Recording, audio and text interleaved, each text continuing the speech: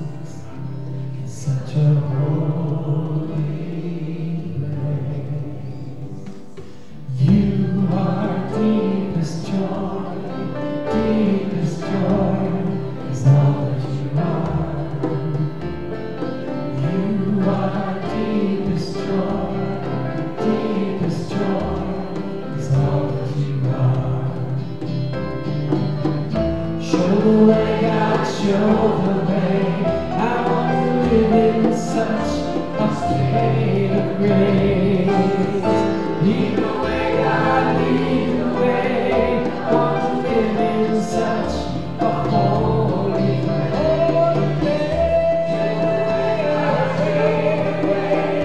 Want to live in such a state of grace. Lead the way, God, lead the way. Want to live in such a holy place.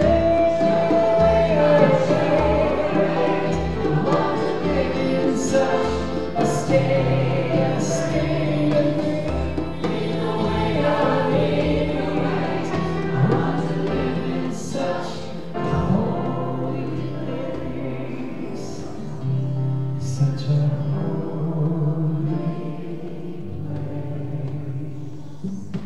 You are sacred love, sacred love is all that you are.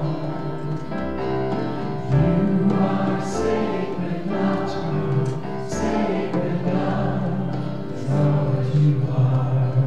Sacred love is all that you are. Sacred love is all that you are. Nice job, guys.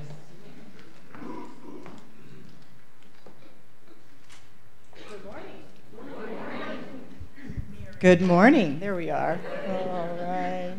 And welcome to Unity Spiritual Center, where our mission is about transforming lives and inspiring people to make a positive difference. My name is Mary Teresa True, and I'm the platform assistant this morning, and I'm just such a privilege. Please take a moment now to silence your cell phones, and before you do, check in with the world on Facebook and let us know that you are here. We want to begin our time together by sharing our opening affirmation. I will say it once, and then I'd love to have you repeat it after me. There is only one presence, one power active in my life and in the universe, God the Good. Together, please. There is only one presence, one power active in my life and in the universe, God the Good. I also want you to know that you are not here by accident. You are here by divine appointment. And we welcome our online community.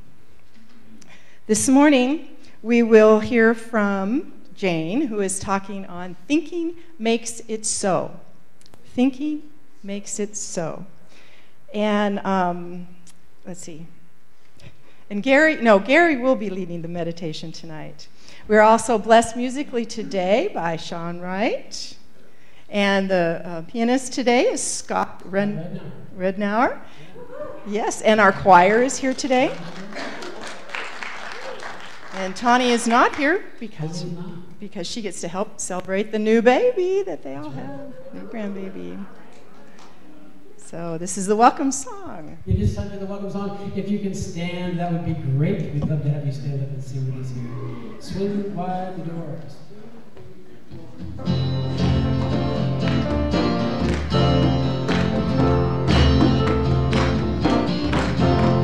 Swing wide the doors, the time is right. Swing wide the doors to let in the light.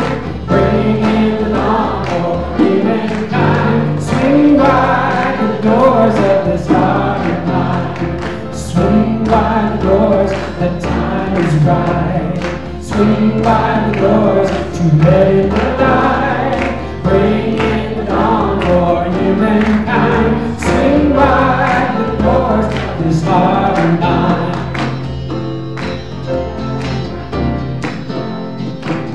Well, I'm not holding it in anymore. I'm gonna shout it out loud. Not understanding what I'm here for and what this life's all about. Well, it's about love, it's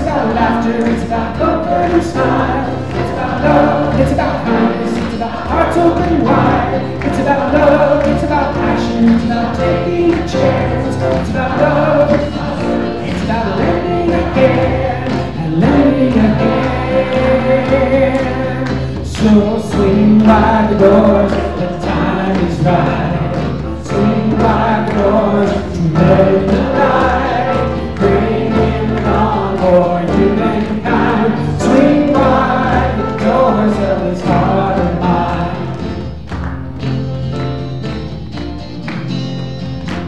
Well, there's a voice that I've heard for years. I need to keep it inside. Now it's coming loud and clear. I want a deeper dive. And life about love, about laughter, and it's comfort and smiles. It's about love, it's about kindness, it's about hearts open wide. It's about love, it's about passion, it's about taking a chance. It's about love, it's about service, it's about one time. But it's about love, it's about laughter, it's about comfort and smiles. It's about love. It's about hearts open wide. It's about love. It's about passion. It's about taking a chance. It's about love. It's about lending again, lending a hand. So swing wide the doors. The time is right. Swing wide the doors to let in the light. Bring in the dawn for humankind. Swing wide the doors of this heart. Swing wide the doors of this heart of mine. This heart of mine.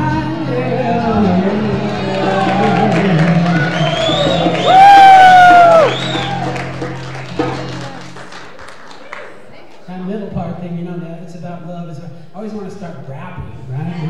It's about love. It's about Yes, I love it. I love it. More, yes. All right. For our announcements today. So in 2 weeks, we're going to fall back daylight savings time on November 4th. Oh, do you? I'm sorry. we could vote to change that. You know, they're trying. Oh, okay. And our next one? Okay, so today we have an announcement about the bookstore. It is actually going to be closed after the second service because during and after the second service, Linda is not here today, and we really are seeking more volunteers. So if that speaks to your heart, maybe that can be something you can do. But today only, I think it's going to be closed. So, and we have an announcement from our AV people. Here he comes. Hi, everybody. So we're seeking volunteers for running our mixed board and running a live streaming service that we send out 11 o'clock. So if you've been working for a television studio for 20 or 30 years, we'd really like to have you in there. If you still own a VCR and you still can't get it to stop programming flashing 12 o'clock, you're probably not the person we're looking for. Somewhere in between, yeah. Well, we'll still take the guy that's, done the TV for 20 years. So anyway, October 28th, which is next Sunday at 10:30 right here, we'll have an informational meeting about 10, 15 minutes long for anybody that's interested in that. So, or you can see myself or Brian back there in the sound booth. So we'd love to have you join us. Thank you.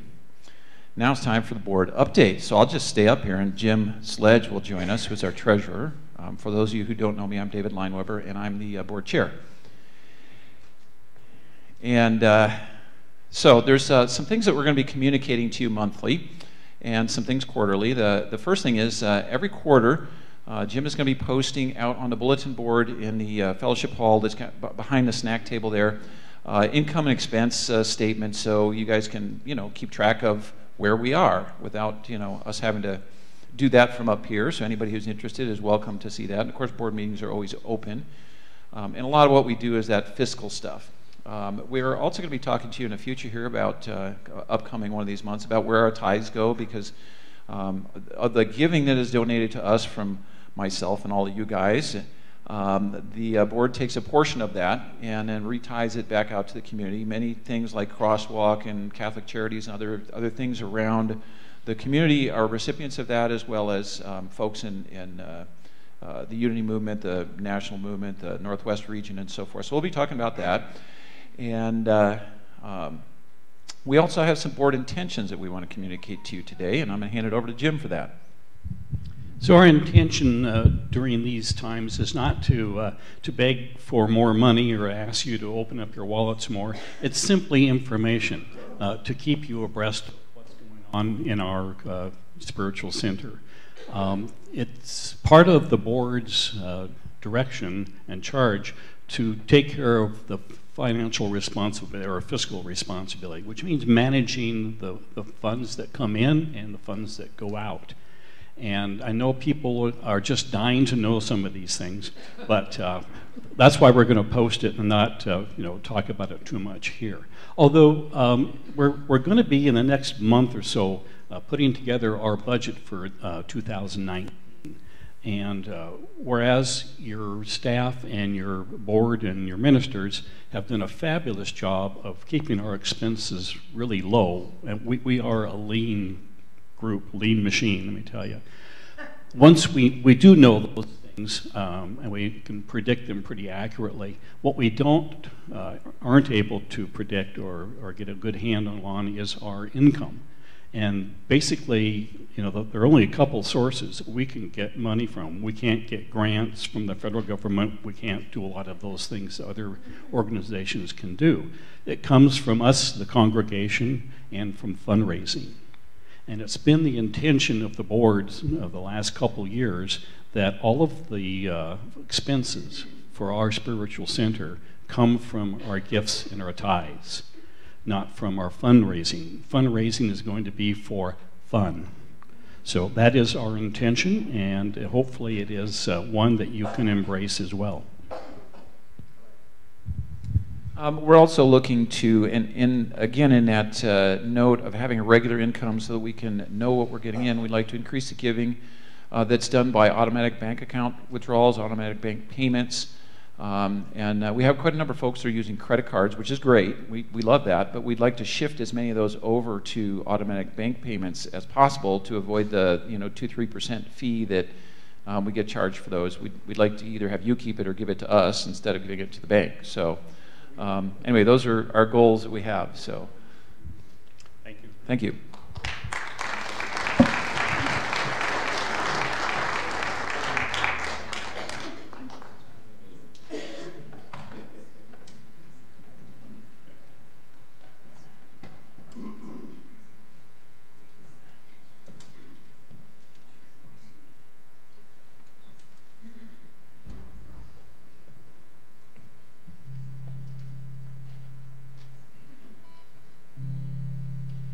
We are connected by the heart. Where does it end and where do I start? Anything you pray for, here is in your way. I am here to listen. Anything you need to say, your prayer is my prayer too. Your prayer is my prayer too. Whatever you feel, I feel too, and you're part of me. I'm a part of you. Your prayer is my prayer too. My prayer too.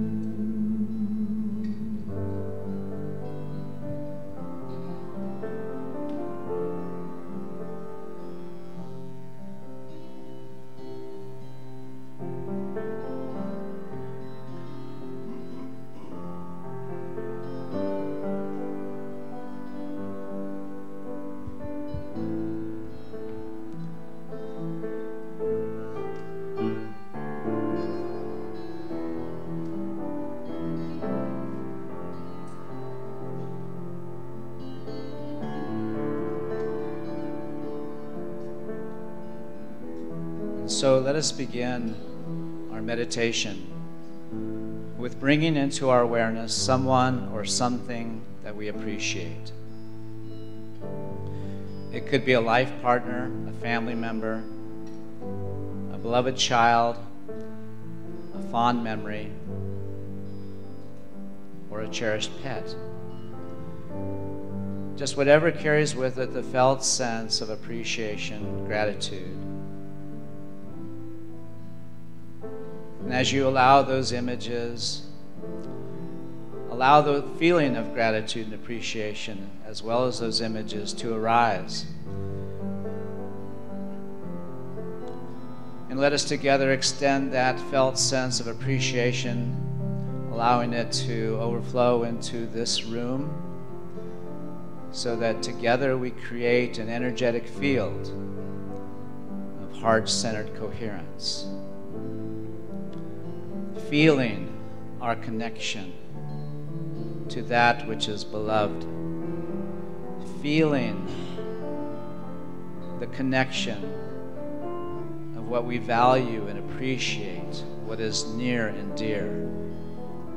Allowing ourselves to be enfolded in this felt experience of oneness, of connection, of care.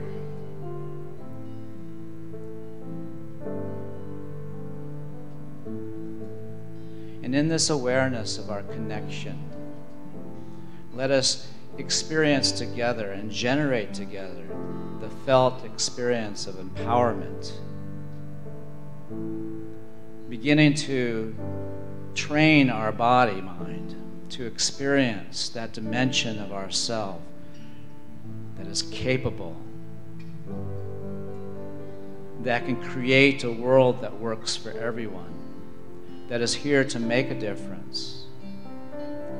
And so we align our thoughts with this felt experience of our purpose and power to bring forth a greater good, not only in our own lives, but in the lives of all of our human family.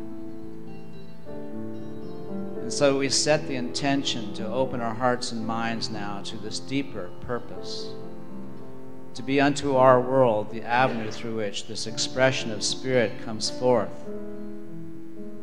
And so we simply allow ourselves to be the way, the channel, the avenue, the field from which this expression springs forth.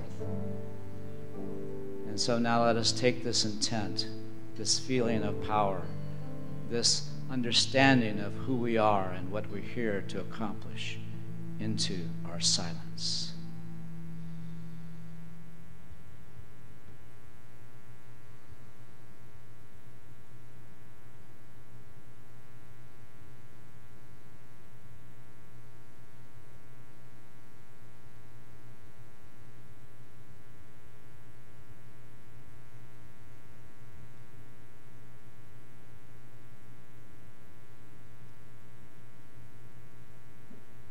Breathe in and release.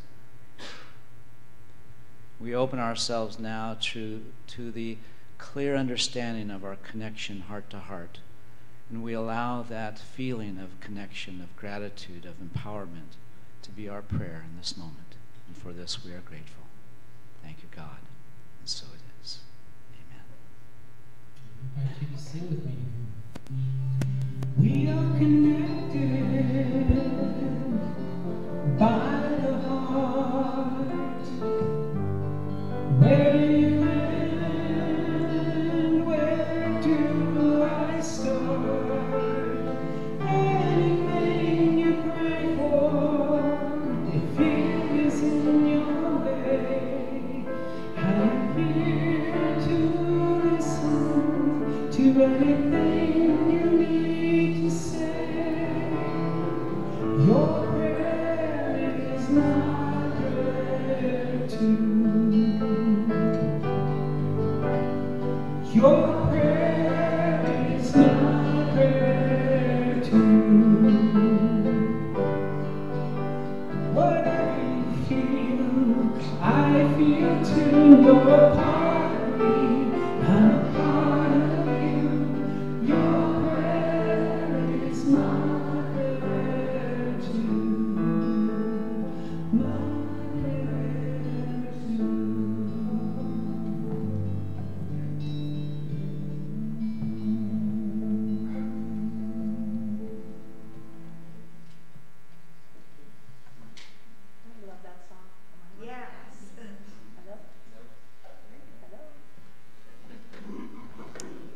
I think I'm on now.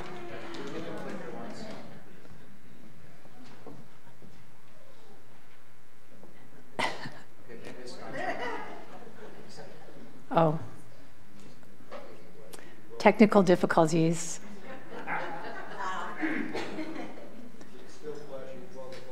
It's still flashing 12 o'clock. So you can bet I won't be one of those people taking care of that. And you can be thankful for that truth. Well, good morning, everyone. Thank you, dear. Over the past few weeks, my talks on Sunday have been centering around the unity basic principles. And we began with a 3-part series looking at the first foundation principle: there's only one presence and one power. And we examined the 3 aspects of that unitary wholeness. God within, I am, first person. God in every pair of eyes looking back at me, second person. And underlying all of it, the principle, the law that undergirds all of it, third person. And then next we moved on to explore our divine nature, how each one of us is an expression of spirit with innate goodness and an original blessing deep within us. And so today we're going to move on to the third unity principle, which is that we create our experience of life through the thoughts that we routinely think.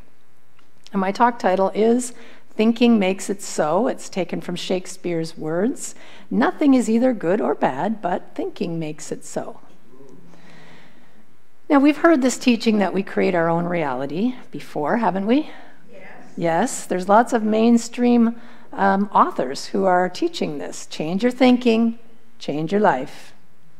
But what does that actually mean? What does that mean? Does a thought that I'm in poor health, for instance, cause illness to happen? If I have a passing resentful thought towards someone or something, does that moment of anger set things into motion that can't be recalled? I mean, should I be afraid to think? You ever wondered that? Well, let's take a closer look at each one. Does a passing thought create an experience? Well, it's been estimated that we think upwards of 12,000 to 60,000 thoughts a day. I'm not sure who sits there and counts them, but that's the estimate. And the vast majority of them are negative, or repetitious, or both. And I can attest that pretty much all those 12 to 60,000 thoughts take turns clamoring for my attention during my 20-minute silent meditation every morning. Anybody else have that experience? Like having a head full of unruly children? So just imagine if every single one of those thoughts instantly materialized in front of our eyes. What would that be like? I don't know about you, but I would be fearful for my life. So the key phrase here is passing thoughts as opposed to habitual thoughts. Because we know that neuroscience tells us the more often we think a thought, the deeper the grooves it creates in our neural pathways. So it's not about fanciful thoughts flitting through our minds. We're talking about thoughts that fire and wire together. The more often we think a thought and it fires together, then it begins to wire together and it creates this well-traveled route, becomes a habit. That's the reason we can learn to play an instrument or drive a car. It can be very useful for us. But when we're dealing with habitual thought patterns, now we might sort of gain a little bit of understanding about the correlation between what goes on in here and what our experience of life is out there. So habitual thought is a key part of the equation, but there's another aspect to this, to creating your own reality. It's not just thought, it's also emotion. Because information is not the same as transformation. And how strongly our thought can activate and bring forth feeling also has an impact. Richard Bach says, to bring anything into your life, imagine that it's already there. Imagine it so strongly, so vividly, that you feel the way you're going to feel when you see it manifested. That's the trick. So the feeling is not the result of having something be created in our life. It's the prerequisite to having it show up. And intensity of feeling is the magic ingredient. Feel the feeling first and then continue doing so until it comes into being. So here are a couple of questions that have been asked to me by people diagnosed with a life-threatening illness. Did my fear of getting ill actually bring it on? Did repressed anger cause my cancer? Well, the answer I gave to both of these questions was an unqualified, I don't know. I don't know. I don't know why someone receives a cancer diagnosis while another does not, when both of them are dealing with unhealed wounds from their past. I don't know. I may have my pet theories about it, but if I'm really being honest, I don't know. In the same way that I seem to know a whole lot more about parenting before I actually had children of my own. My own understanding of another's medical condition is equally suspect. And frankly, none of my business. None of my business.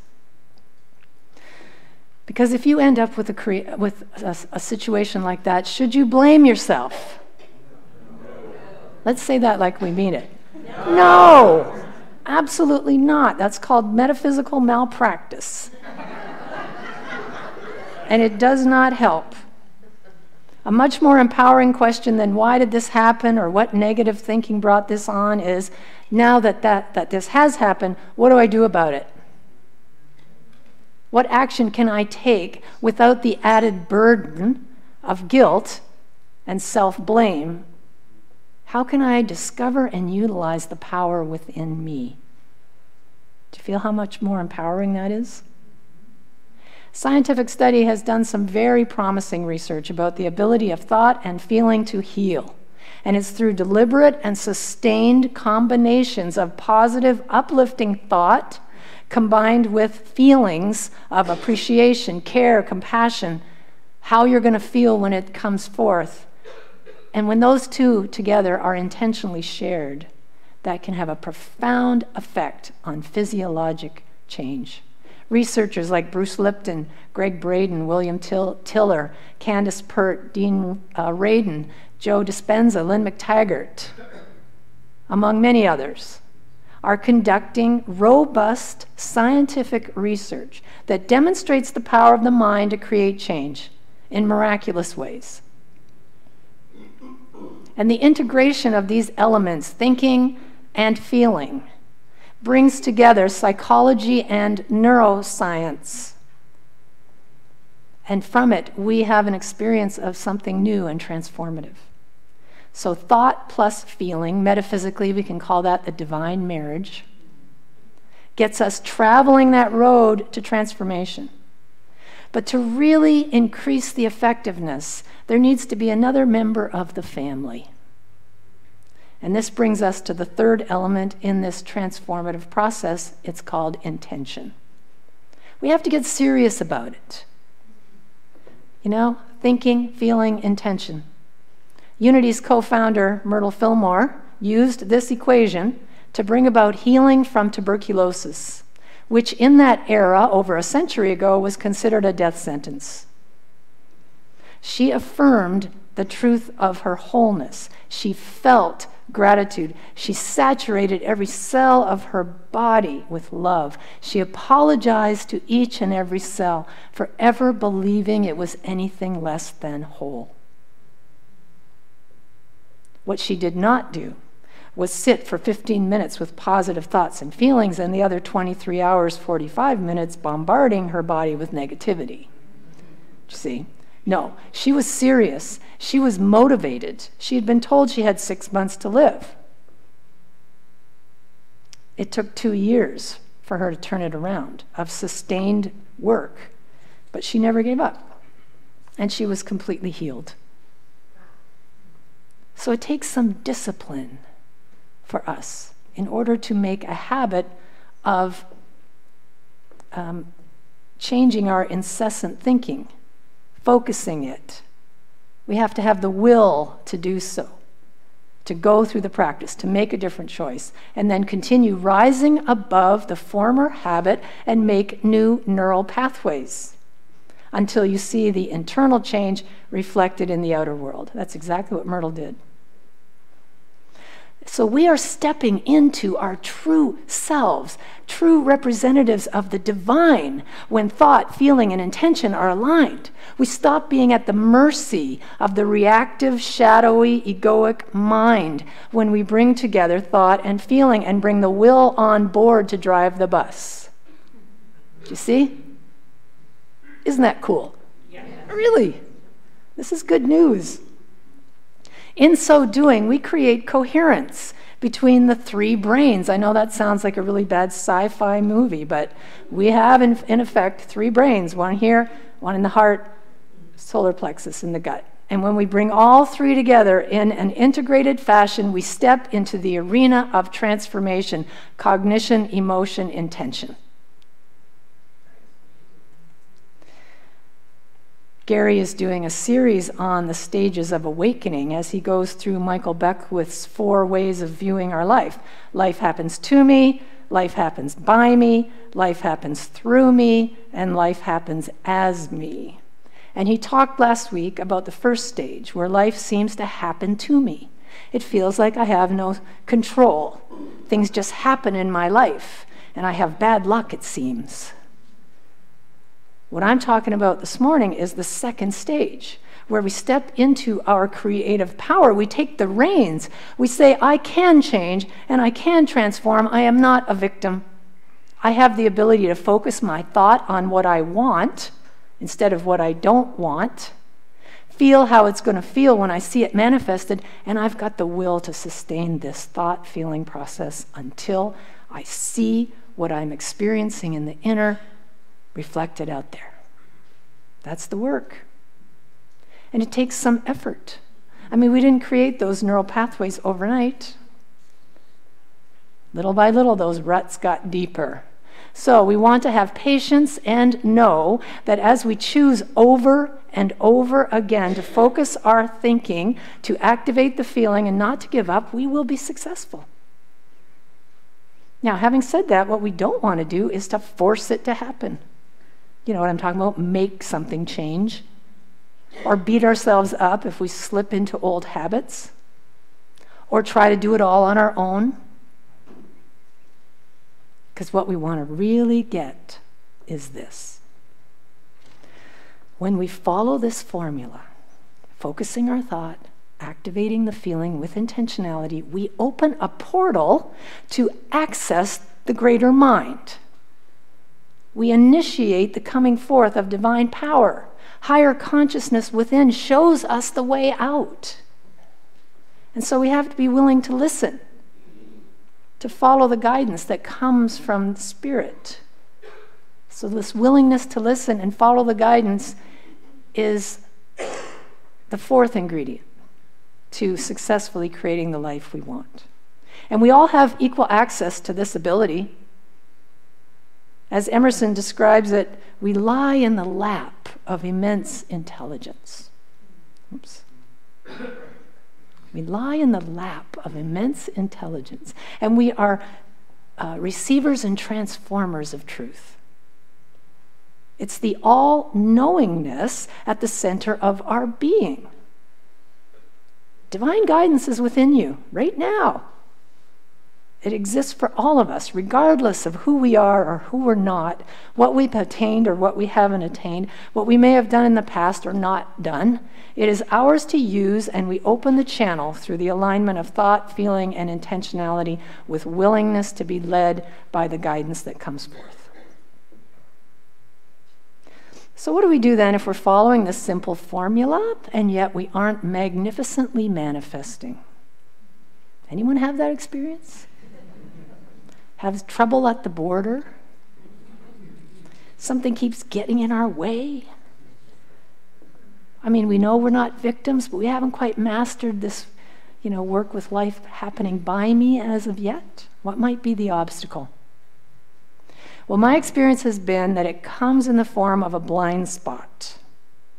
A blind spot about a belief, not seeing a belief that is tripping me up, an unconscious belief. And here's the way we can discover what that is. Times we get triggered. You know, getting our buttons pushed? Anyone? Yes. Those moments are gold. Pay attention to those triggering moments, times when you get those buttons pushed, because when we overreact to something that's way beyond appropriate, we can bet that underneath it is something, some kind of limiting belief that is causing all kinds of havoc in our life and has been flying under the radar. Now, I came face to face with one of these self-sabotaging beliefs during my doctoral program. If you have ever wanted to discover lurking limitations you might be harboring, a doctoral program is just the ticket. And I asked myself so many times during those years, whatever possessed me to think that I could be successful at this? And I remember in particular one class that I took called The History of Science. It was taught by one of the most brilliant professors I have ever met.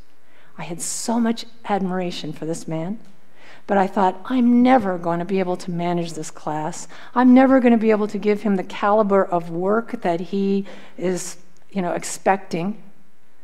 How on earth can I aspire to that level? Now, to make matters worse, this instructor did not give a whole lot of comments on my work, which I took to mean he saw how hopeless I was. So the whole semester I suffered. You can ask Gary, he will tell you what that semester was like for me. He's nodding his head. The work was getting progressively harder and harder and harder, and I had a final paper looming, 25-page paper that was going to dictate a good portion of my mark. I tell you, if the Q process would have been around then, it would have done me much good. But it was still in its formulative stages. But luckily, I had enough understanding of what I was doing to see that I was causing myself all of this angst. It was all self-created drama. I could see that. And it was helpful to have Gary asking me the question, Jane, what are you making this mean? What are you believing here? So I finally made peace with it by saying, okay, I'm going to just do every single assignment to the best of my ability. I'm going to work hard. I'm going to do all of the study and the research, and that's all I can do. And hopefully I'll pass this course. That's all. I just lowered my sights to. I just want to pass. Just help me pass, please, please, please. So there I was at the end of the term, and our marks came out. And I had to look and see what I got in history of science. And I was afraid to look. I was seriously afraid to look. And I just prayed, please, just let me pass, just let me pass. And when I looked at the mark, it said the letter H. And I was so hung up on the fact that I didn't think I was going to make it, that this is what came out of my mouth. H, is that worse than an F? And then I went, H, honors? I was stunned. I'm still stunned when I think about it. And I caught an inkling in that moment of the kind of belief I had about my own ability. This mindset that I had that I couldn't be successful in this class had cemented into a belief system that caused me great pain the entire semester. New Thought teacher Emily Cady wrote, the fact is, each one looking at the same world sees according to the size of the aperture through which they're looking. I was so caught up in seeing myself as unsuccessful, unable to do the work, that I looked through that aperture, saw the letter H, and gave it the meaning worse than an F. Now, I did not wake up every day that term and think, I'm going to spend the whole day worrying about whether the work I do today is substandard and terrible. It wasn't a conscious thing. I didn't sit down at the computer to write the paper and wonder, how can I write the worst failing paper ever imaginable? It was all done unconsciously. Unconscious behavior that was tormenting me the whole time because I was emotionally living the belief behind it all. Namely, I don't have what it takes to be successful at this level of education. I don't measure up. And I never would have deliberately set out to do that. And yet, I spent the whole semester in torment, fearful, worried, feeling like a failure, and ending up with an honors. I could have enjoyed the ride. Nothing is either good or bad, but thinking makes it so. By the way, this professor ended up on my dissertation committee. And when I saw that, I thought, oh no. But then I realized what a gift that was for me, and which it turned out to be. So what thought system have you constructed in your mind? What is your mindset? Becoming aware of it is the first step to freeing ourselves from its grip. And it's time for us to do that. It's time for us to widen that aperture and start thinking like the divine beings we are, instead of letting the limited egoic self that we think we are run the show. Wouldn't you agree? Yes. Alan Cohen writes, we believe the real part of us is fake and the fake part of us is real. We believe if others knew the truth about us, they would run away screaming, while if they actually knew the truth about us, they would love us forever. And he adds, we have tricked ourselves into incredible smallness. So it's about designing a new life from within, creating what Emmett Fox calls the mental equivalent: thought, feeling, intention, and then willingness to listen to the higher self. Let spirit do the sculpting and the fashioning of our life. I mean, do you realize we have the capacity and the freedom to think whatever we choose right now? It's called free will. And yet instead we default to an ancient pattern of repetition that loops around, endlessly confirming what we believe to be true. And this interior monologue determines our state of mind. So how free are we really if we're penned in by our unconscious mindsets? You walk in the atmosphere of your own believing, says Willard Fuller. We walk in the atmosphere of our own believing. But I have good news. There is a reason our movement is known as New Thought. So consider this. Every sentence I have written in this talk had no say whether it stayed in or not. I decided. I wrote a sentence. I considered whether it belonged or maybe there was a better way to write it, but I had agency over what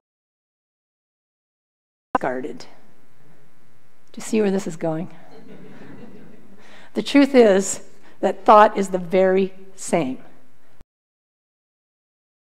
Every time I sit down in the silence, I see just how much thinking happens. And we can feel like we don't have any power when it comes to dealing with our thoughts. They seem to bombard us. They continue coming. They hook us until we realize we have spent the entire meditation mentally compiling our grocery list. But the truth is that every thought has no power over its future. You see it? Just like the sentence stays or goes by my hand, the thoughts come and the thoughts go. And we have the power to not allow them to take root or to take us down the garden path. As the Arabian proverb puts it, the dogs bark, but the care of intentions, thinking will still happen. The dogs will continue to bark. It's the nature of thought. But awakening means we catch ourselves and we return to the present moment. We catch ourselves, we return to the present moment. That is the point of power. That moment when I saw what I had done that entire semester, culminating in thinking I had done such a poor job that I didn't even merit an F. Well, it was a wake-up moment for me. Wow, I saw all the suffering I'd caused for myself through all those months of worry and fear and self-criticism, all because I believed thoughts that were total lies. And I lived those thoughts as if they were real through all of the strong emotion that they generated. Do you see how I absolutely created my experience of life through my thoughts and emotions that semester? Yes. Marianne Williamson writes about how she realized how powerful she was when she saw how completely she had messed up her life so far. And she wondered what might happen if she applied that same principle to being successful. Unity's other co-founder, Charles Fillmore, said, "To be ignorant of mind and its laws is to be as a child playing with fire." So awakening means becoming aware of when default patterns of behavior are running our lives and being empowered to make a new choice. We are creative beings. It's in our nature to create. And we can create consciously or unconsciously. And if our life is not happening the way we would like it to be, we have the power and we have the ability to change it. And the effectiveness of our process will be connected to the intensity of the focus, the emotion, the energy we put behind it, along with our willingness to listen and do it a different way. So here's the formula. Positive thought. Imagining what you want to come forth in your life rather than what you don't want, combined with feeling the way you're going to feel when it comes to fruition, with intention and continued practice, while being open to being guided from within, equals success. And that's what co-creation is all about. We are limitless. Do you know that about yourself? Yes, we are divine potential. We have access to a higher dimension of creativity, and we have tricked ourselves into incredible smallness. But we do not serve this world by playing small. And it's time for us to be truly free and be who we've come here to be, here to make a difference in the world, to realize that we have the power to change our lives here and now. Are you up for it? Yes. God bless.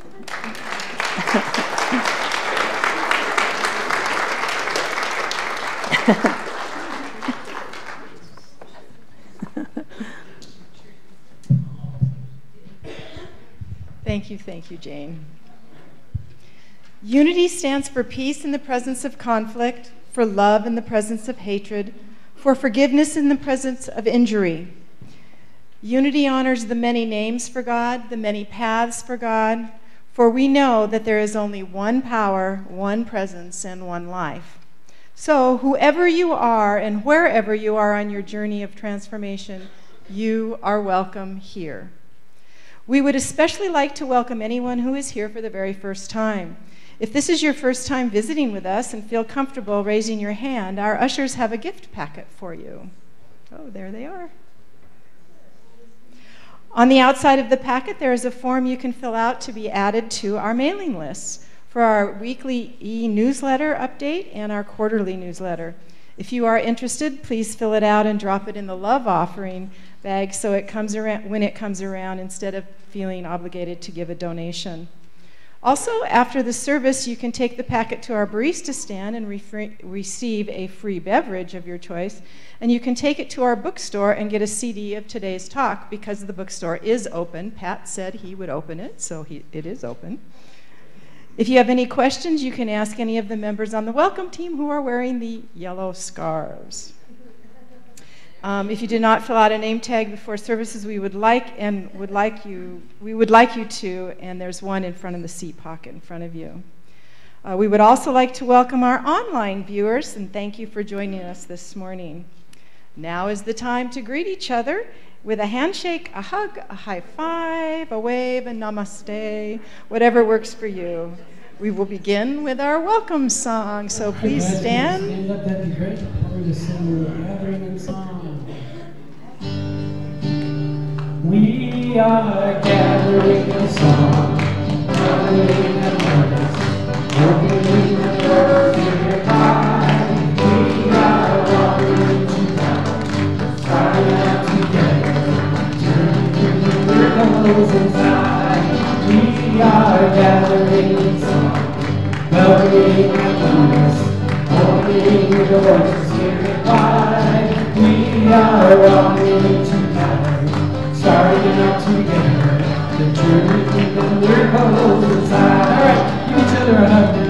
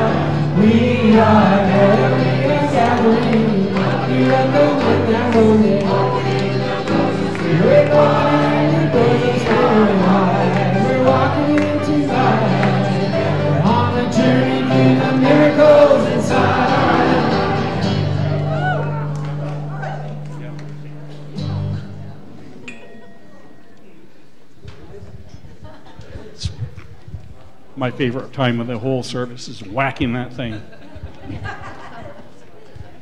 My name is Jim Sledge. I am the treasurer on your board of trustees, just since you were trying to forget.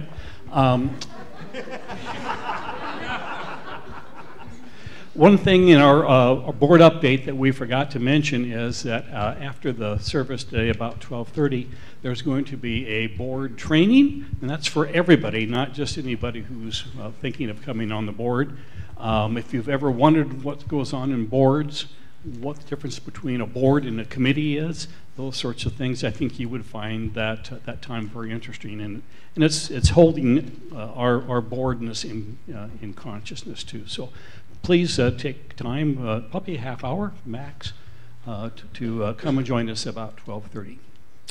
Now, this is the time in our service where we accept and appreciate and bless the gifts and tithes that you all bring, your financial support to this wonderful place called Unity Spiritual Center. And let's now say our blessing together. I know that my giving multiplies all that I am, all that I have, and all that I give and receive. I give thanks for the abundance that is mine to share. And so it is. And obviously we need for you to give a lot because the choir is taking over the building and we're going to have to get a new church.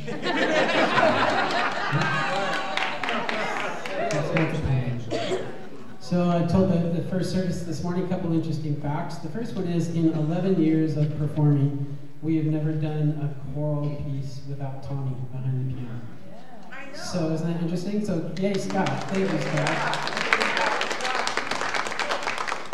Scott's a fantastic accompanist. He's done great.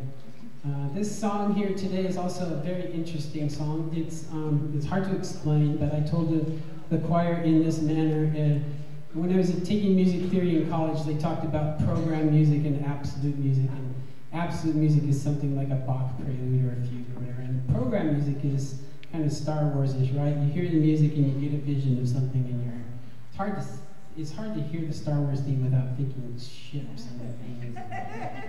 The song is called "And the Night Shall Be Filled with Music," and it's just a stunningly beautiful set of lyrics that I just think is a cold, brisk fall evening with a great big harvest moon and leaves falling and people dancing.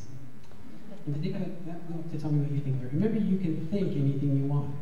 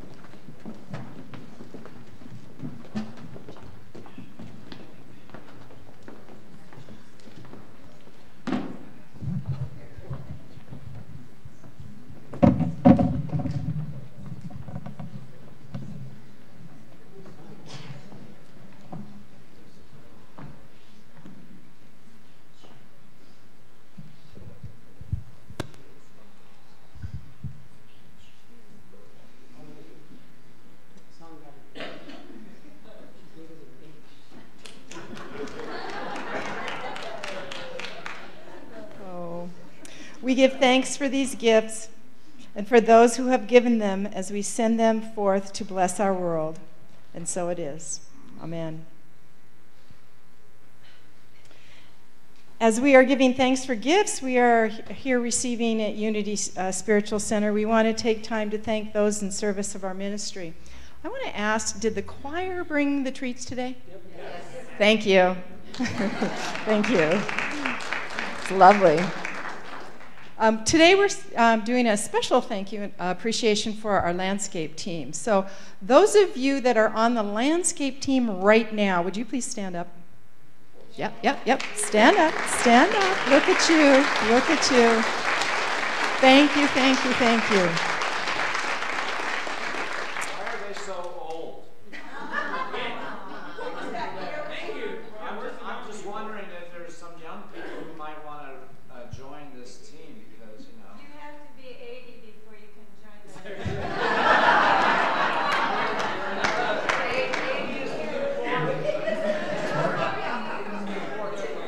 So there's a couple of messages here. We would love new blood, and it does take a while to become a master gardener. But yes, it takes a lot of work to keep these grounds beautiful, and they are beautiful. So I want to see everybody's hand who has ever raked pine needles, have done anything up here. I mean, there is so many. Yep, we've all done it. It's just wonderful. So thank you. And snow removal. Okay, let's just keep checking it off. Check. Oh, Ash, wait. All right, now how old are we getting? Well, thank you so much. Okay, so now I'm not going to forget this one. The next slide, please, is the chaplains. I forgot it the first service, of course. How silly of me. I'm the one that gets to direct that program. It is such a wonderful feeling to be a chaplain and to be able to serve this community. And I just want you to know that today, Julian has been in the back holding the presents. And if you ever want to experience the service in a completely different way, become a chaplain, hold that presence. It's amazing, not only for the community that you're serving, but for the person who is doing it. I don't even know, who's our chaplains for today? So yeah, Gary, come on up, and Julian, he's going to stay back there. Yeah. One of the things these beautiful people get to do is we work with not only holding the presence, but how to pray out loud with people and support people, and so that's what we're all about. So Gary is going to be up front, and I'm sure Julian will be around too to be here to support you in prayer needs of any sort. So thank you very much for serving. Thank you, Julian. So I went totally off script. Okay, we do also have the prayer requests. There's two different kinds. They're in the seat backs in front of you. Please feel free to fill those out. I do want to make a comment. I'm the one that usually gets the phone call or the email, and please make sure that your numbers are correct. Over the summer we had some that were disconnected, and some of the emails are very difficult to read, so just a note to that. And then the green ones are for anybody in the hospital. If you know somebody who is in the hospital and needs a family member, if you're going in for something, obviously we can't serve you if we don't know about it, so please let us know. So thank you. And so now it's time, I think, to welcome the children.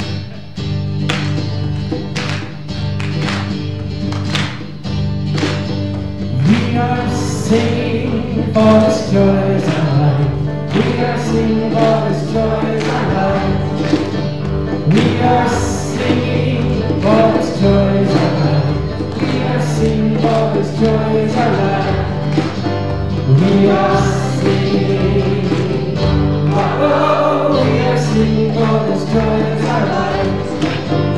We are singing. Oh, we are singing for His joys our life. We are singing for His love is our life. We are singing for His love is our life. We are singing for His love is our life. We are singing for His love is our life. We are singing. Oh, we are singing for His love is our life. We are singing. Oh, we are singing for this love is our life. We are singing for this love is our life. So it's appropriate that the grounds people got acknowledged today, because that's what we were doing too. This fall, our theme is one heart, one mind, one love, coming together. And once a quarter, we try to get all of the kids in all the different age groups, not the nursery and not the YOU, but the other three groups, all together and do something special. It's usually a service project because we want the kids to have ownership as well. And so that's what we were doing today. We cleaned all the pine needles and the pine cones and the leaves out of the prayer garden. There'll be more. I'm sure there'll be more. But for today, it's cleaned up. And I want to take this opportunity to invite all of you, mostly parents and grandparents, anybody that brings their grandchildren or their whoever to Sunday school. We want to invite you that next Sunday, we want to have a chance to tell you about what we do back there. I mean, we don't just play all morning. We teach the kids the same kinds of things that you are learning so that they grow up knowing this from the very beginning. And we want to brag about our program a little bit, and we would like to invite anybody that would like to hear about it to come and participate in that little while after the 11 o'clock service. The children, there'll be nursery care, and the children, the older children, are going to go downstairs and play lots of Halloween games.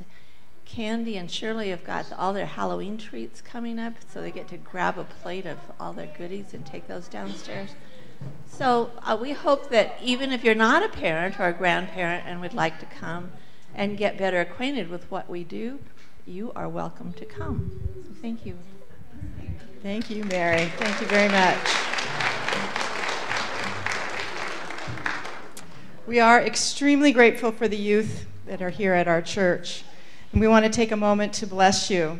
We are looking at the future. Yes, we are.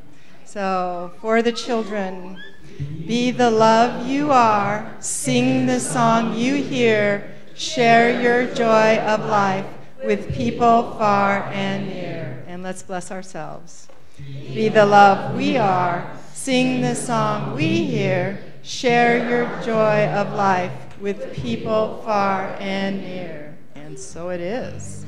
All right, children, you can go ahead and go back, meet up with your parents, whoever brought you here, caregivers, grandparents. Yep.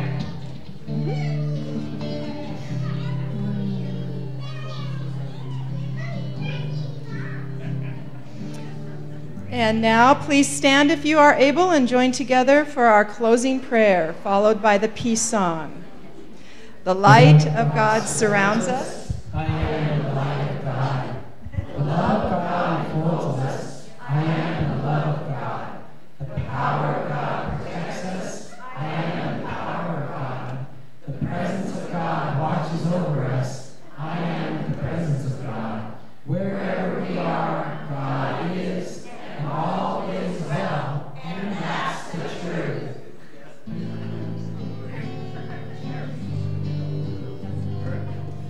Let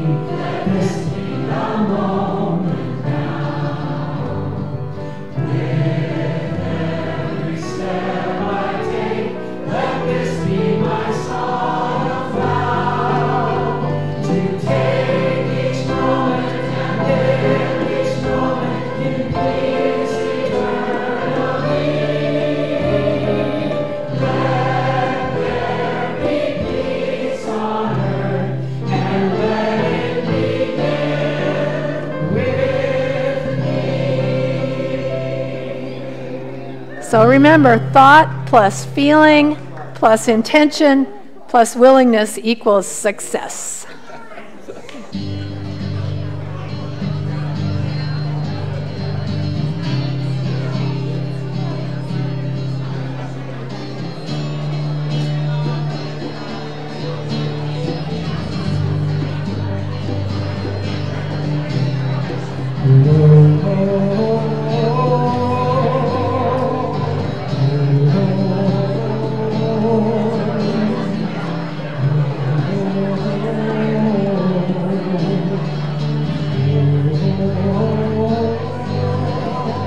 There's a little bit of sunshine, all you do. There's a little bit of sunshine breaking through. Every little rain cloud envies you. There's a little bit of sunshine, all you do.